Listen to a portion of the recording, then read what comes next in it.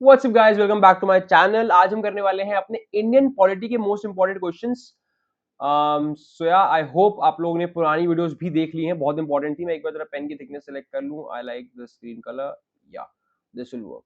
Okay, ज्यादा ही thick कर दिया है मैंने, इसको थोड़ा सा कम कर देते हैं। दिस इज फाइन, ठीक है। तो आज हम लोग करेंगे 50 एमसीक्यू। देखो, इंडियन पॉलिटी बहुत बड़ी है, to be very honest. Polity बहुत बहुत बड़ी है। सारे आर्टिकल्स, सारे फंडामेंटल राइट्स, सारे फंडामेंटल ड्यूटीज आपको पता होने चाहिए। बट जो मोस्ट इंपॉर्टेंट है, रिपीटेड क्वेश्चंस है पीवाईक्यूज या मॉक्स में, मैं वो आपको करा सकता हूँ। Is what I can do. पूरी पॉलिटी टीच करना मुश्किल है। ढंग से पढ़ना है तो कोई अच्छी सी गाइड ले लो। गाइड मैंने अपनी रिसेंट वीडियो में बताया भी था। करना कुछ भी नहीं, आपको उसके लिए जाना है इस चैनल पर, जो कि बहुत बहुत बहुत जबरदस्त चैनल है सीवीडी प्रिपरेशन के लिए। अभी लास्ट 45 डेज की स्ट्रैटेजी भी मैंने अभी डाली है 4-5 घंटे पहले, इसको जाके देख लो। बिना कोचिंग के स्टडी प्लान। खैर, आप एचओए क्लासरूम पे आ गए हो तो ये आपको देखने की जरूरत नहीं है। सीयूटी डिफिकल्ट लग रहा है तो ये देख लो। बाकी जीएडी प्रिपरेशन स्ट्रैटेजी के लिए ये देख लो, इसमें मैंने गाइड बताई है। गाइड परचेज कर लो, बिना गाइड के जीएडी की प्रिपरेशन नहीं हो सकती। बाकी मैथ्स की स्ट्रैटेजी सब कुछ डालता हूँ यार। अपडेट्स, कोई सिलेबस चेंज हो गया, कुछ भी हो गया, अपडेट आएगी, ऐसे में मेरे चेहरा दिख रहा होगा, ठीक है। कैसे अपना प्रोडक्टिविटी बढ़ानी है, एप्लीकेशन फॉर्म आ गया, एडमिशन प्रोसेस क्या है, सब कुछ। House ambitions is like a one stop solution. अच्छा आओ, चला स्टार्ट करते हैं। तो आज हम करेंगे 50 बहुत जबरदस्त एमसीक्यूज। तो अब ये पूछ रहा है कि भाई, constitution of which country, from the constitution of which country the provision of freedom was borrowed. आपको पता है हमारा जो इंडियन कॉन्स्टिट्यूशन है, पूरा का पूरा कॉन्स्टिट्यूशन ही वेरियस कॉन्स्टिट्यूशन से बोरो करके बनाया गया है। कोई बुरी बात नहीं है उसमें। सब लोगों के कॉन्स्टिट्यूशन में से हमने अच्छी अच्छी बातें उठाकर अपने कॉन्स्टिट्यूशन में डाली है। तो ये जो federation, India is a federation, इसका जो कॉन्सेप्ट है वो कौन से उससे हमने चुराया था? ये हमने चुराया था कनाडा से, ठीक है। ये हमने किससे चुराया था बच्चों? कनाडा से। This is your right answer. Next question. Who was the chairman of the drafting committee of the constitution? India के कॉन्स्टिट्यूशन के ड्राफ्टिंग कमिटी के चेयरमैन कौन थे?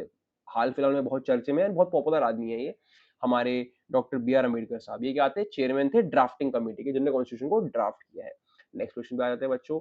Who among the following was the president of the Constituent Assembly of India? Constituent assembly के president different थे बच्चों, and drafting committee के president different थे। याद रखना, कंफ्यूज करता है पीवाईक्यू क्वेश्चन ही ऐसा। आपके डॉक्टर राजेंद्र प्रसाद क्या थे? वो हमारे डॉक्टर राजेंद्र प्रसाद क्या थे? He was the president of the constituent assembly of India. Next question. How many articles are there in the Indian constitution? अब ये क्वेश्चन थोड़ा सब्जेक्ट टू करंट अफेयर्स भी हो जाता है।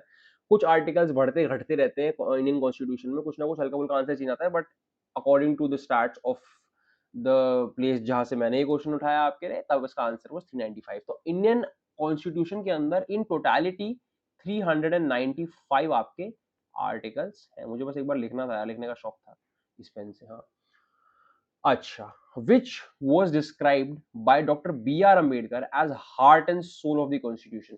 अम्बेडकर साहब के हिसाब से हमारे कॉन्स्टिट्यूशन का हार्ट एंड सोल क्या है, दिलो जान? वो है हमारा राइट टू कॉन्स्टिट्यूशनल रेमेडीज। अब right to constitutional remedies actually में क्या होता है, which is a very popular thing, सबको पता होगा, बट स्टिल मैं चाहूंगा, क्योंकि आप लोग पढ़ते हो तो सोते ज्यादा हो, तो इसका जो है डेफिनेशन आप लोग फटाफट से बच्चों क्या करेंगे? कमेंट करेंगे। अच्छा, मेरी एक बात बहुत ध्यान से सुनना। पूरा दिन रात लग रहा है आप लोग का कंटेंट बनाने में। ये पीपीडी पीडीएफ टाइप करने में घंटों लगता है। सबके आंसर्स क्रॉस देखना, क्रॉस चेक करना, खुद याद करना, पढ़ना पढ़ाने से पहले एक बार। पूरा पूरा दिन लगे हुए हैं आपके लिए, अपडेट, स्ट्रैटेजी, सब कुछ। आपको सिर्फ एक काम करना है, लाइक कर दो यार। वो लाइक का बटन दबाने से आपका कुछ नहीं जाएगा, but for us means a lot. अगर देखते हैं ना कि 500,000 बच्चों ने देखा और 5 ही बच्चों ने लाइक किया, तो लगता है क्या 5 ही बच्चों को पसंद आई थी वीडियो? तो डिमोटिवेशन मिलती है कि सबको पसंद ही नहीं आई। तो अगर आपको थोड़ा सा भी ठीक लग रहा है हमारी मेहनत, हमारा ये फ्री ऑफ कॉस्ट पढ़ाने का इनिशिएटिव, तो लाइक करके जाया करो यार। It gives cost you nothing man. January 26, very popular day, पहले भी क्वेश्चन में बहुत बार देखा गया पीवाईक्यूज में। selected as the date for the inauguration of the constitution because of what? 26 जनवरी पे लेकर कोई ना कोई क्वेश्चन बनता ही है। It was considered to be an auspicious day. इसको बहुत ही पावन दिन माना गया। क्या यही कारण था इसको 26 जनवरी को चुनने का? क्या कारण था भैया?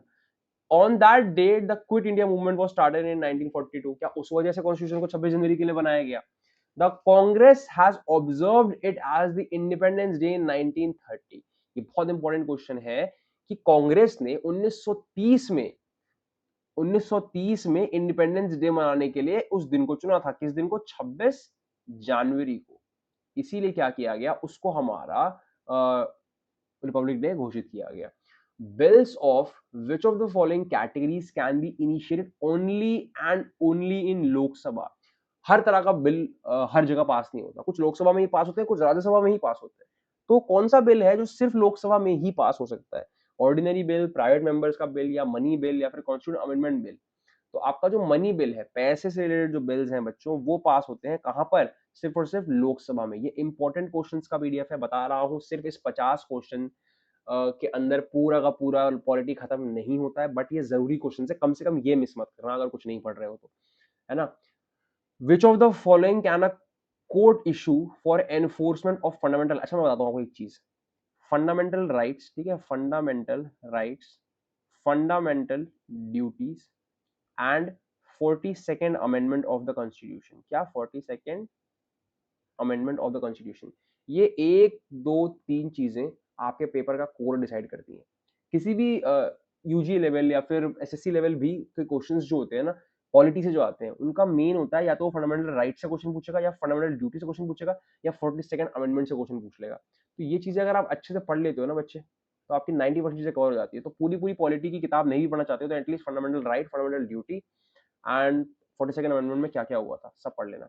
अच्छा, विच of the following can a court issue for enforcement of fundamental right? एक कोर्ट जो है वो फंडामेंटल राइट्स को एनफोर्स करने के लिए इनमें से क्या चीज निकालता है? एक डिक्री निकालता है, एक ऑर्डिनेंस पास होती है गवर्नमेंट में, कोर्ट में, या एक रिट पास होती है, फिर एक नोटिफिकेशन आती है कोर्ट की। तो इसमें क्या होता है? एक रिट पास होती है। वेरी इंपॉर्टेंट क्वेश्चन, बच्चे इसका आंसर 90% टाइम गलत करके आ जाते हैं। Next question, the term secular was added in the preamble to the Indian constitution by which amendment? जो इंडिया को एक सेक्युलर कंट्री कहा जाता है, आजकल इस पर बहुत विवाद चल रहे हैं। ऑल्दो कमेंट में बताना कौन सपोर्ट करता है इस चीज को, India being a secular country, and कौन चाहता है इंडिया सेक्युलर ना रहे, कमेंट में विवाद कर दो। खैर, अच्छा, इंडिया को सेक्युलर जो टर्म दिया गया वो कौन सी अमेंडमेंट में दिया गया था? अब again this is the point, मैंने अभी बताया था कि सबसे इंपॉर्टेंट क्या है आपके लिए पढ़ने के लिए, 42nd अमेंडमेंट में इंडिया की कॉन्स्टिट्यूशन में क्या क्या बदलाव आए। अमेंडमेंट क्या करती है? वो बच्चों बदलाव लाती है, कॉन्स्टिट्यूशन में बदलाव अमेंडमेंट्स के थ्रू आता है। 42nd amendment was is the most important, is the most significant change in Indian constitution. 10वें क्वेश्चन तक आ गए, बहुत स्मूथ चल रही हैं चीजें, लाइक करके ही जाना। मैंने देख रहा हूँ ना, रिसेंट वीडियोस में हजार हजार व्यू हो गए, 1500 व्यू हो गए, 20-25 लाइक है यार। तुम्हारे लिए कंटेंट टाइप कर रहा हूँ, पढ़ा रहा हूँ, तुम देख के चले जा रहे हो, एक लाइक का बटन दबा के चले जाओ, तुम्हारा कुछ भी नहीं जाना, लिटरली कॉस्ट यू नथिंग। बस हमें और ऑडियंस मिलेगा, और बच्चे आएंगे, हमें और मोटिवेशन मिलेगी। रात के 1:30 बजे शूट कर रहा हूँ इस वक्त भी, सुबह सुबह 10 बजे डालूंगा इस वीडियो को मैं तुम्हें, जबकि आज डलनी चाहिए थी, लेट हुआ टाइम टेबल, बट आपके लिए काम कर रहे थे। Which of the following is not a fundamental right? इनमें से क्या एक फंडामेंटल राइट नहीं है? ये कब पता होगा? जब पता होगा फंडामेंटल राइट कौन कौन से होते हैं। पहले अभी कभी कमेंट करो, how many fundamental rights are there? Totality में कितने जो है आपके फंडामेंटल राइट्स बच्चों होते हैं? तो how many fundamental rights are there in the Indian constitution? इसका आंसर फटाफट से कमेंट सेक्शन में अभी के भी लिख दो। Right to equality, right to liberty, right against exploitation, right to property. Right to property जैसा कोई राइट नहीं है, फंडामेंटल राइट नहीं है, मतलब ये एक फंडामेंटल राइट आपका नहीं है। Which one of the following is a political right? इनमें से क्या एक पॉलिटिकल राइट है बच्चों? Right to freedom, right to contest elections, right to equality before law, right to life. इनमें से क्या एक पॉलिटिकल राइट है बच्चों? इलेक्शंस में कॉन्टेस्ट करना एक पॉलिटिकल राइट है, हर किसी का हक है, आप किसी से ऐसे छीन नहीं सकते हो। Fundamental rights in India are guaranteed by it through. India में जो फंडामेंटल राइट्स को गारंटी किया जाता है कि आप सबका हक है, फंडामेंटल बेसिक आपके अधिकार है, वो चीज किस चीज के थ्रू गारंटी की जाती है? Right to equality, right against exploitation, right to constitutional remedies, या एजुकेशनल कल्चरल राइट्स। बाकी के तीन जो है वो एक तरह से राइट्स ही हैं, लेकिन ये जो वाला राइट है ना, राइट टू कॉन्स्टिट्यूशनल रेमेडीज, इसका मतलब ये है कि कॉन्स्टिट्यूशन में जो आपको राइट्स दिए गए हैं उन पर आपका हक है, ये चीज को इंश्योर करने के लिए बना है एक और राइट, जिसे कहते हैं right to constitutional remedies. Which one of the following is not mention in the preamble of the constitution? हमारे इंडिया के जो प्रियम्बल है उसमें इनमें से क्या मेंशन नहीं है? जस्टिस मेंशन है, फ्रेटर्निटी मेंशन है, एडल्ट फ्रेंचाइजी मेंशन है, इक्वालिटी ऑफ पोजीशन मेंशन है। हमारे प्रियम्बल में अडल्ट फ्रेंचाइजी जैसा कुछ भी मेंशन नहीं है। जस्टिस के बारे में बात हुई है, फ्रेटर्निटी के बारे में बात हुई है। अब एक और क्वेश्चन आ गया, फटाफट से कमेंट सेक्शन में जिसको भी पता है, वैसे तो 9 ये चीज तो मैं कह सकता हूँ 50% बच्चों को नहीं पता होगी, बट जिन्हें भी पता है वो कमेंट करो, फ्रेटर्निटी का डेफिनेशन क्या होता है? जिसका सही होगा मैं उसे लाइक करूंगा।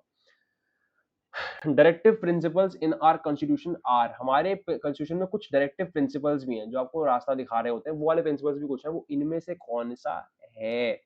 वो होते हैं भैया non enforceable in the court of law. Directive principle ऐसे हैं कि वो प्रिंसिपल आपको बताए गए हैं कि आपको उसे फॉलो करना है, बट आप लॉ कोर्ट में केस नहीं कर सकते अगर किसी ने वो बात नहीं मान ली। मोरलिस्टिक होते हैं ज्यादातर ये। How many types of writs can be issued by the supreme court. अभी के अभी गूगल को खोलो, या फिर अगर नहीं, जिनने पढ़ा हुआ है वो पढ़ सकते हैं, लिखो, बट जिन्हें नहीं पता गूगल खोलो और पता करो बच्चों कि ये जो रिट्स होते हैं WIRTS, जिसे कि ऐसे भी लिख सकता हूं मैं, WIRTS, ये बच्चों होते क्या है एंड हमारे कितने टाइप्स ऑफ रिट्स इशू कर सकती है सुप्रीम कोर्ट। सुप्रीम कोर्ट जो है 5 तरह के रिट्स इशू कर सकती है। How many types? 5 टाइप्स के। Next question, who among the following decides if a particular bill is a money bill और नॉट? आप सब में से कौन डिसाइड करता है, आप सब में से नहीं, इन सब में से कौन डिसाइड करता है कि इनमें से क्या एक मनी बिल है या नहीं है? लोकसभा के स्पीकर। अब मैं इस क्वेश्चन में एक चीज को लेकर बहुत वो था कि अभी जब मैंने ऊपर ही मेंशन करा चीज का कि मनी बिल सिर्फ और सिर्फ लोकसभा में पास हो सकता है, तो आपको फिर वो चीज अगर पता है तो फिर तो इस ऑप्शन को देखकर ही क्लियर हो गया ना कि लोकसभा का स्पीकर ही करेगा, बिकॉज लोकसभा में जो लोग बैठते हैं वही तो करेंगे, उन्हीं का तो हेड करेगा ना। थोड़ा बहुत चीजें आपको भी ना अच्छा कमेंट करके बताना चाहिए। तुरंत कमेंट किया करो भैया, आपके बताने से पहले मैंने बता दिया था। Oath of office is administered to the governor by, जब गवर्नर की जॉब लगती है, जब वो आता है अपनी पोजीशन लेने के लिए, तो उसको शपथ कौन ग्रहण करवाता है? उसको शपथ ग्रहण कराने के लिए हमारे हाई कोर्ट के चीफ जस्टिस आते हैं। क्या कराते हैं? हाई कोर्ट के चीफ जस्टिस आते हैं। What is the duration of membership of state legislative council? State legislative council की मेंबरशिप की ड्यूरेशन क्या है बच्चों? 3 साल, 5 साल, 6 साल या 9 साल? इट इज 6 साल। हमारा membership of state legislative council बच्चों ये 6 की होती है। बहुत से बच्चे इसमें 5 करके चले आते हैं, लेकिन स्टेट लेजिस्लेटिव काउंसिल की जो मेंबरशिप है हमारी, वो 6 साल की रहती है। There is no provision in the constitution for the impeachment of what? Impeachment मतलब टेन्योर के दौरान जॉब से निकाल देना या फिर उनकी एक सर्विस को रोक देना। इस चीज के लिए कोई प्रोविजन नहीं है कॉन्स्टिट्यूशन में। किसके लिए? चीफ जस्टिस ऑफ इंडिया या हाई कोर्ट या गवर्नर या वाइस प्रेसिडेंट। आप किसी को भी निकाल सकते हो, किसी को भी इम्पीच कर सकते हो, बट आप गवर्नर साहब की इम्पीचमेंट नहीं कर सकते। Who is the chief adviser to the governor? हमारे जो गवर्नर साहब हैं उनको चीफ एडवाइजर कौन होता है? उनको एडवाइस एडवाइस देने के लिए चीफ एडवाइजर कौन होता है? It is the chief minister. Chief minister is the chief adviser to the governor. Next question, who has the power to prorogue the Lok Sabha? इनमें से कौन सा बंदा है, एक सेकंड होल्ड करना भैया, ये तो अंग्रेजी हमें भी फंसा गई। प्रोरोग का exact meaning, like I get the question, but बच्चों को तो हिंदी समझानी पड़ेगी ना भाई। प्रोरोग मतलब डिसकंटिन्यू, मुझे पता ही था। डिसकंटिन्यू मतलब इनमें से किसके पास पावर है कि वो एक लोकसभा के सेशन को डिसकंटिन्यू करवा सकता है, यानी रोक सकता है। तो किसके पास है वो शक्ति? प्रेसिडेंट के पास ये शक्ति है कि वो लोकसभा की किसी सेशन को डिसमिस कर सकते हैं। वो बोल सकते हैं सेशन बंद कीजिए, रोक सकते हैं, डिसकंटिन्यू कर सकते हैं। The president of India can be removed from his office by whom? President को, हमारे देश के प्रेसिडेंट को कौन रिमूव कर सकता है उसके ऑफिस से? Only and only the parliament. Parliament उसको ऑफिस से निकलवा सकती है मेजोरिटी वोट पास करके। The right to nominate members to the Rajya Sabha rest with? Rajya Sabha में मेंबर्स को नॉमिनेट सिर्फ और सिर्फ प्रेसिडेंट साहब कर सकते हैं। क्वेश्चन बहुत पॉपुलर है, बहुत जगह पूछा गया, बट आंसर 90% लोग सही ही करते हैं, बिकॉज ये बहुत बेसिक क्वेश्चन भी है। राज्यसभा में मेंबर्स को नॉमिनेट कौन करता है? प्रेसिडेंट करते हैं। The vice president of India can be removed by the, vice president of India को कौन निकाल सकता है जॉब से? प्रेसिडेंट साहब निकाल सकते हैं, लोकसभा वाले निकाल सकते हैं प्रेसिडेंट की मर्जी के साथ, राज्यसभा वाले लोकसभा की मर्जी के साथ, राज्यसभा प्रेसिडेंट की मर्जी के साथ। तो वाइस प्रेसिडेंट को अगर जॉब से निकालना है तो पूरी की पूरी राज्यसभा जो है वो पूरी की पूरी लोकसभा के कॉन्फ्रेंस के साथ मिलकर ही डिसाइड कर सकती है कि भैया इन भाई को निकालना पड़ेगा। थैंक यू सर, आप कहना पड़ेगा। आधी वीडियो खत्म हो गई है, 25 क्वेश्चन हम लोगों ने करीब करीब खत्म कर लिए हैं। अगर आपको लग रहा है कि इंपॉर्टेंट क्वेश्चन है, आपको वैसे क्या ही लग रहा है, आपने दिया नहीं है सीवीटी, मैं बता रहा हूँ इंपॉर्टेंट क्वेश्चन है, पेपर में आ चुके हैं पहले भी, आप बस एक लाइक कर दो यार। बहुत बुरा लगा, कल मैं रिपोर्ट देख रहा था मेरे चैनल की, मतलब मेरी वीडियोस में 1500 2-2000 व्यू है, कमेंट भी फिर भी कर देते हो, लाइक नहीं करते हो। लाइक नहीं करते हो तो यूट्यूब को लगता है बच्चों को पसंद नहीं आ रही है। अगर आपको पसंद नहीं आ रही है और लोग नहीं जुड़ेंगे तो मैं कैसे ये काम करूँ, मैं सिलेबस कैसे कंप्लीट कराऊंगा अगर मुझे मोटिवेशन नहीं मिलेगी? रात के 1:30-2 बजे शूट करने की हिम्मत मुझे कहाँ से आएगी अगर आप मुझे मोटिवेट नहीं करोगे? लाइक कर दिया करो यार। The final authority to interpret our constitution is the, हमारे कॉन्स्टिट्यूशन को इंटरप्रेट यानी बदलने या कुछ भी उसमें चेंजेस करने की जो फाइनल अथॉरिटी है वो किसके पास है? It is only and only with the court. ठीक है, it is only with the supreme court. कोई भी मंत्री अपनी मर्जी से नहीं कर सकता। ऑल्दो आजकल मंत्री लोग भी बहुत हाथ पांव मारने लगे हैं, कोर्ट की मदद लेकर कर देते हैं, बट ये सब होना नहीं चाहिए। प्योरली कोर्ट की मर्जी होनी चाहिए अगर कोई चीज बदलनी है तो। Which part of the Indian constitution deals with fundamental rights? कौन सा पार्ट इंडियन कॉन्स्टिट्यूशन का फंडामेंटल राइट्स के साथ डील करता है? Very very very important question. हमारा इंडियन कॉन्स्टिट्यूशन जो है वो पार्ट्स में डिवाइडेड है बच्चों। हर पार्ट में डिफरेंट चीज की बात हुई है, फंडामेंटल ड्यूटीज की बात हुई है, फंडामेंटल राइट्स की बात हुई है, अमेंडमेंट्स की बात हुई है ना, कॉन्स्टिट्यूशनल रेमेडीज, डायरेक्टिव प्रिंसिपल्स, हर चीज के अलग पार्ट्स हैं। कौन सा पार्ट है बच्चों जो फंडामेंटल राइट्स के बारे में बात करता है? इंपॉर्टेंट क्वेश्चन, ठीक है। पार्ट 3 में बात हुई है फंडामेंटल राइट्स के बारे में, शायद पार्ट 2 था क्या, हल्का डाउटफुल है, इसको कमेंट में आप लोग कंफर्म करना बच्चों कि पार्ट 2 है या पार्ट 3 है, ठीक है। बिकॉज फंडामेंटल राइट बहुत इनिशियली में ही आ जाते हैं। Which article of the constitution अबॉलिशेस untouchability? Untouchability को अबॉलिश करता है कौन सा आर्टिकल ऑफ द कॉन्स्टिट्यूशन? छुआछूत जो हमारे देश में बहुत पुरानी दिक्कत रही है, उसको खत्म करने के लिए कौन सा आर्टिकल आया था? इट वाज आर्टिकल 17, कि भैया किसी को छू नहीं सकते, कोई अनटचेबल है, अछूत है, ये वाली जो बातें होती हैं आप नहीं कर सकते, ये बात करना भी इलीगल है अब। विच of the following is not a fundamental duty? Fundamental right अलग होते हैं, फंडामेंटल ड्यूटी अलग होती है, कि ये आपका लाइक संवैधानिक तरीके से मॉरल ड्यूटी है आपकी, आपको ये करना चाहिए कि अपने इससे बड़ों के साथ बदतमीजी ना करें, देश के बनाए हुए रूल्स को फॉलो करें, ऐसे मॉरल स्ट्रिक्ट प्रिंसिपल्स जो होते हैं वो आपकी ड्यूटी है कि आपको देश के कॉन्स्टिट्यूशन को मानना चाहिए, नहीं मानोगे तो वैसे इलीगल है, या फिर आपको अपने देश का भला सोचना चाहिए। फंडामेंटल ड्यूटीज इस तरह की होती है, कौन कौन सी होती है कमेंट आप कर सकते हो। ये कौन सी इनमें से नहीं है? टू वोट इन इलेक्शन, ये आपका फंडामेंटल ड्यूटी नहीं है तो गलत होगी। इलेक्शन में वोट कराओ तो एक फंडामेंटल ड्यूटी है ना हमारी। टू सेफगार्ड पब्लिक प्रॉपर्टी है एक fundamental duty. To respect the constitution है। प्रमोट हार्मनी, ठीक है, vote in election is the right answer, फिर तो ऑप्शन सी है। The preamble of the Indian constitution, preamble जो फर्स्ट पेज होता है हमारा, was amended by which amendment? हमारी प्रियम्बल में कुछ चीजें ऐड की गई थी, कौन सी अमेंडमेंट में? हमारी पॉपुलर अमेंडमेंट 42nd अमेंडमेंट, जिसके बाद प्रियम्बल में शायद सेक्युलरिज्म को ऐड किया गया था कि इंडिया क्या है, एक सेक्युलर कंट्री है ना, हर रिलीजन के लिए इज्जत है हमारे देश में। Who appoint the prime minister of India? Prime minister को हम लोग अपॉइंट नहीं करते हैं, पीपल अपॉइंट नहीं करते हैं उसे, प्रेसिडेंट साहब अपॉइंट करते हैं। वैसे राज्यसभा का भी तो लेना देना होता है इससे।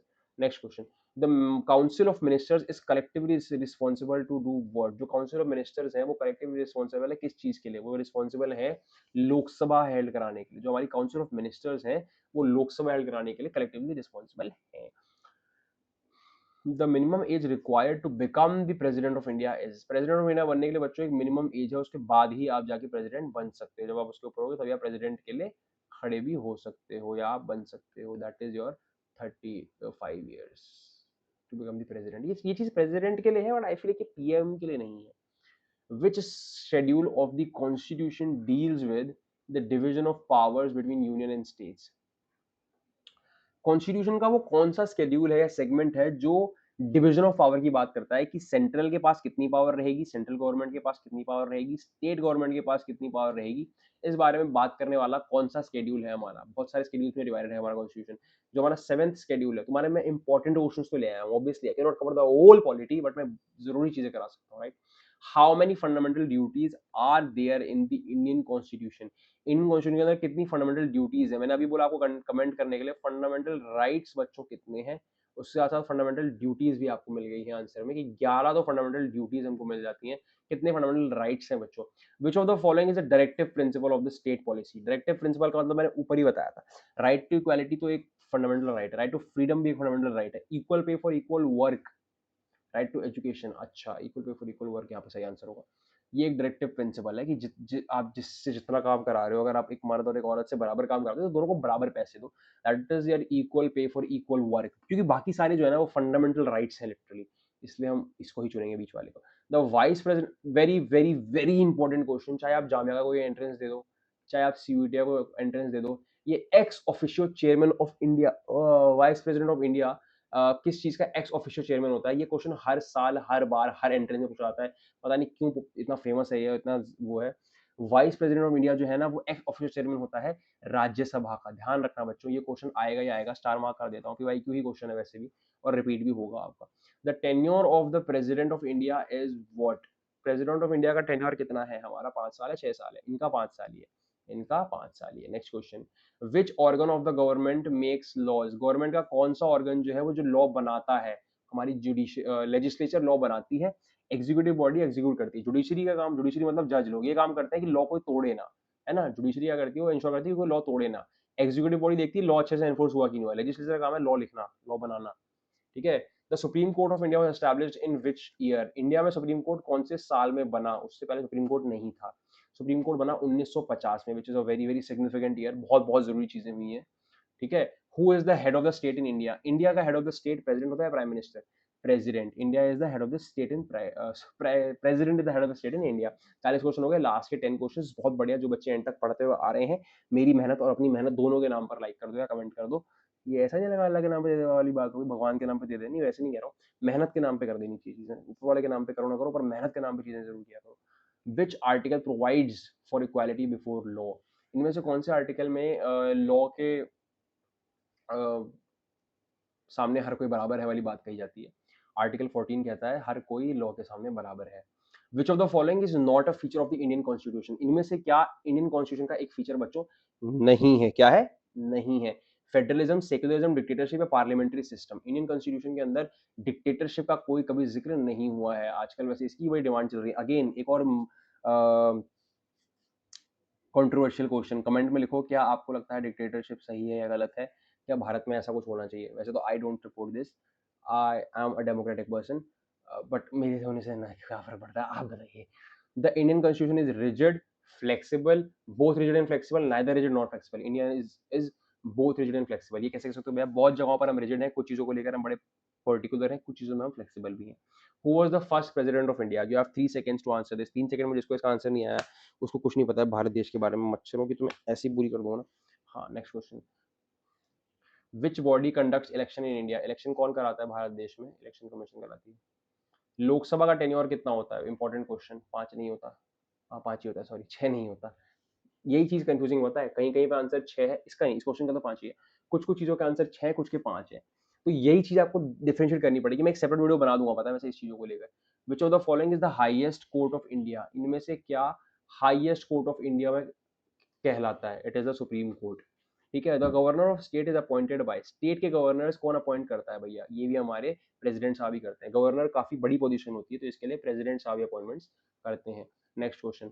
विच amendment lowered the voting age 21 to 18? एक पहले ना वोटिंग एज 21 थी, 21 से नीचे के बच्चे वोट नहीं कर सकते थे। फिर क्या हुआ, 18 कर दिया गया, बिकॉज जो कॉलेज के बच्चे होते हैं 18 से 21 जो है वो कॉलेज की एज होती है, इन बच्चों को वोटिंग राइट दिया गया। Which was a very significant step कि यूथ को, एजुकेटेड यूथ को वोट करने का मौका दिया गया।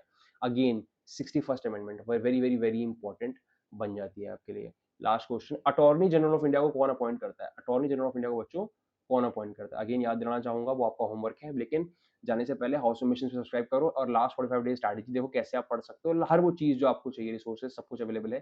प्लेलिस्ट सेक्शन में डिटेल लेक्चर्स पढ़े हुए लास्ट इसी साल के, मेरा ही चेहरा लगा हुआ है, बट पढ़ाया सीबीटी के टॉपर्स ने, डिफरेंट डिफरेंट लोग हैं, आवाज अलग अलग आएगी।